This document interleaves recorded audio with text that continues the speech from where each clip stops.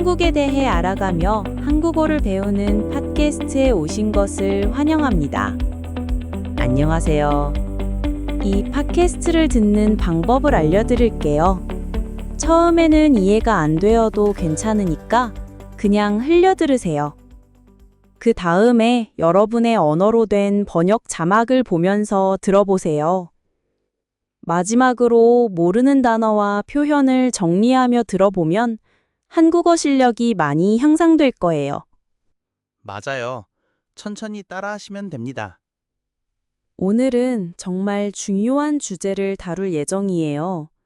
바로 한국인의 우울증에 대해서 이야기해 보려고 합니다. 네, 한국 사회에서 매우 심각한 문제이죠. 먼저 간단한 퀴즈를 내볼게요. 한국은 OECD 국가 중에서 우울증 유병률이 몇 위일까요? 1위, 5위, 3위. 정답은 나중에 알려드릴게요. 네. 그리고 오늘 이 내용을 배우면 한국 사회를 더 깊이 이해할 수 있을 거예요. 한국 사람들이 어떤 어려움을 겪고 있는지, 왜 이런 문제가 생겼는지 알 수 있어요. 맞습니다. 한국어를 배우는 것뿐만 아니라 한국 문화와 사회를 이해하는 데도 도움이 될 거예요. 그럼 시작해 볼까요? 먼저 기본적인 것부터 물어보고 싶어요. 한국의 우울증 상황이 어떤가요? 한국의 우울증 상황은 정말 심각해요. 한국은 OECD 국가 중에서 우울증 유병률이 1위예요. 유병률은 영어로 prevalence라고 하는데 질병에 걸린 사람의 비율을 말해요. 1이라니 정말 놀라워요. 구체적으로 어느 정도인가요? 한국인의 우울증 경험률은 36.8%예요. 이건 한국 사람 10명 중에 4명이 우울증이나 우울감을 경험한다는 뜻이에요. 10명 중 4명이요? 정말 많네요. 다른 나라와 비교하면 어떤가요? 스웨덴이 30%, 멕시코와 호주가 27.6%, 미국이 23.5%예요. 한국이 훨씬 높죠. 대부분의 OECD 국가는 10에서 20%대예요. 외국 사람들은 한국이 경제적으로 발전한 나라라고 생각하는데 이런 우울증 문제가 있다는 걸 모르는 사람이 많을 것 같아요. 맞아요. 한국의 경제 발전과 K-팝, K-드라마의 인기 때문에 한국이 행복한 나라라고 생각하는 외국인들이 많아요. 하지만 실제로는 정신건강 문제가 매우 심각해요. 그럼 한국 사람들은 치료를 많이 받나요? 안타깝게도 치료율이 매우 낮아요.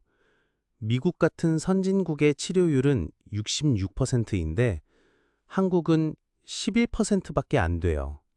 11%요? 왜 이렇게 낮은 거죠? 여러 이유가 있어요. 첫 번째는 정신질환에 대한 사회적 오명이 있어요. 오명은 영어로 스티그마라고 하는데 사람들이 정신질환을 부끄러운 것으로 생각한다는 뜻이에요. 그래서 많은 사람들이 치료받는 것을 꺼려해요. 아, 그래서 도움을 요청하지 않는 거군요.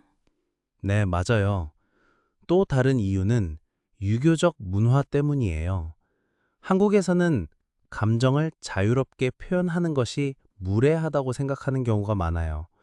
그래서 우울증을 직접 말하지 않고 두통이나 소화불량 같은 신체적 증상으로 표현하는 경우가 많아요. 신체적 증상으로요? 흥미롭네요. 그럼 어떤 연령대가 가장 문제인가요? 모든 연령대가 문제이지만 특히 20대가 가장 많아요. 2022년 기준으로 우울증 환자 수가 100만 명을 넘었는데 20대가 가장 많고 특히 20대 여성의 증가율이 매우 높아요. 20대요? 젊은 사람들이 왜 이렇게 우울한 거죠? 20대와 30대는 극심한 취업 경쟁, 취업난, 미래에 대한 불안 때문에 심리적 압박이 커요. 경쟁적 사회 구조, 고용 불안 같은 문제들이 스트레스를 많이 줘요. 노인들은 어떤가요? 노인층의 우울증 유병률은 5.4에서 7.5%로 성인보다 더 높아요. 노인들은 노후 불안, 고립감, 치매에 대한 두려움 때문에 우울증과 자살률이 높아요. 그럼 한국의 우울증 원인은 무엇인가요? 가장 큰 원인은 경제적 스트레스와 취업 스트레스예요. 특히 20대, 30대에서 취업난, 경제적 불안, 상대적 박탈감이 가장 큰 문제예요. 상대적 박탈감이요? 네, 다른 사람과 비교해서 자신이 뒤처진다고 느끼는 감정이에요. 두 번째 원인은 가족이나 대인관계 갈등이에요. 자살 시도자 조사에서 가족 간 갈등이 1위 원인으로 나타났어요. 가족 갈등이 1위라니 놀랍네요. 세 번째는 사회적 고립이에요.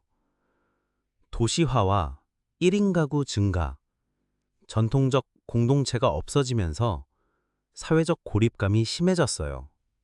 맞아요. 혼자 사는 사람들이 정말 많아졌어요. 네, 맞아요. 그리고 생물학적 요인도 있어요. 우울증은 유전적 소인이 있어서 가족 중에 우울증 환자가 있으면 위험이 2에서 3배 높아져요. 뇌의 뇌신경 전달 물질 결핍도 원인이에요. 한국만의 특별한 특징이 있나요? 네. 한국인은 신체 증상 호소가 많아요. 두통, 피로, 소화불량 같은 증상을 많이 말하지만 기분 증상을 잘 드러내지 않아요.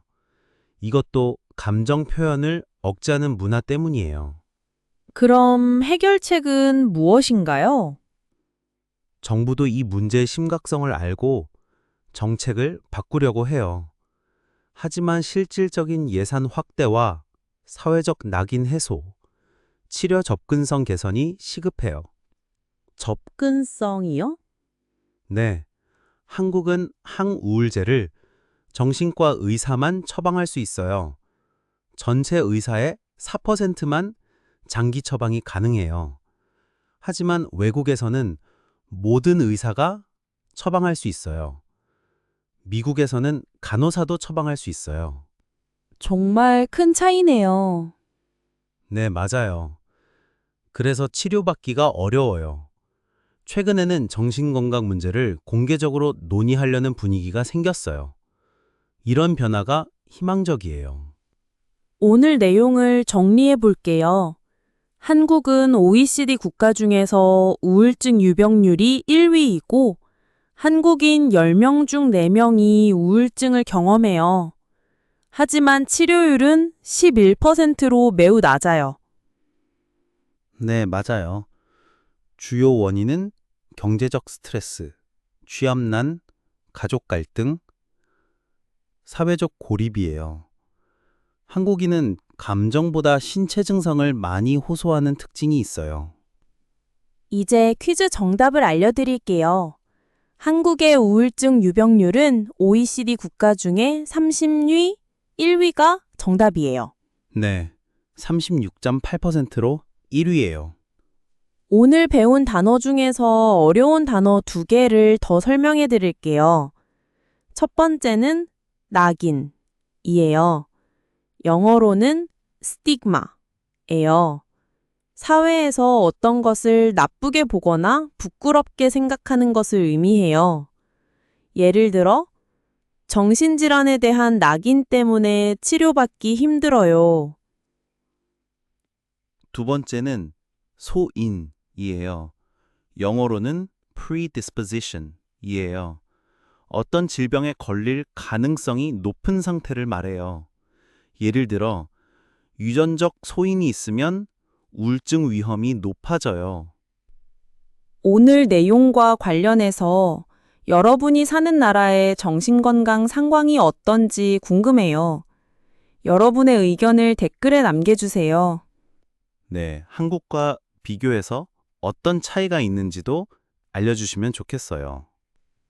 오늘 내용이 도움이 되었다면 구독, 좋아요, 알림 설정 부탁드려요. 궁금한 점이나 다루고 싶은 주제가 있으면 댓글에 남겨주세요. 앞으로도 한국 사회와 문화에 대해 더 깊이 있는 내용으로 찾아뵐게요. 안녕히 계세요.